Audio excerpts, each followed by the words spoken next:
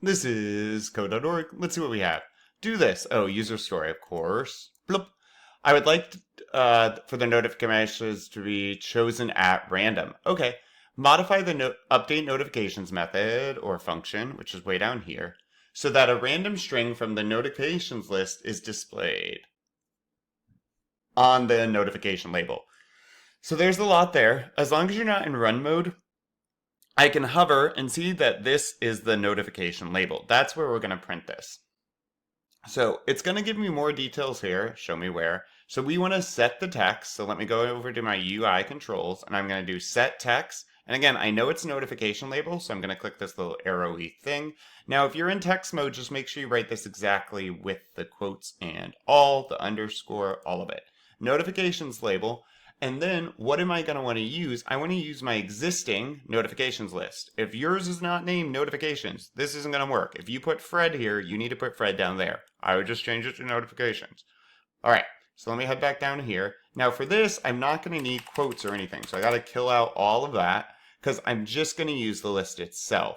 Let me go over to my variables. I could have just dragged out something and overridden it, but that's fine.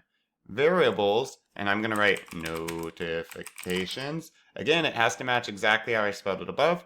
And now I want to use a random number. I'm not just going to do 0. My random number, though, indexes start at 0, and then the max is, let me test something. Is this max? You can always use the examples. So it's inclusive. And the reason I was checking this, guys, is that means if I put 5 to 20, it can be the numbers 5, it can be the number 20. Sometimes it will only go 5 through 19 or something like this. So it is inclusive. Now, we have 3 items in our list, so I'm going to put 3 and then I'm going to break this. Hopefully. Oh, well, it worked that time. There we go. There's my error.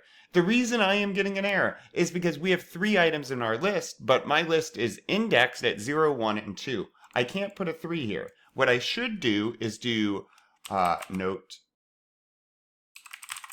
dot length minus 1. And that way I'll never get an error because even if I add stuff to my list, it will still be 1 less than the entire length of my list. Am I too zoomed in for this? This is not seeming to like me. Let's try that. Oh. No, this text is just super large? Well, that's lame. I guess I'll change these so they display. Yay. Okay, this is much less exciting, but alright, let's just, so they're clear. Boop, boop, boop, boop. Alright, good enough. And now I'm not getting that error. Cool. Onward.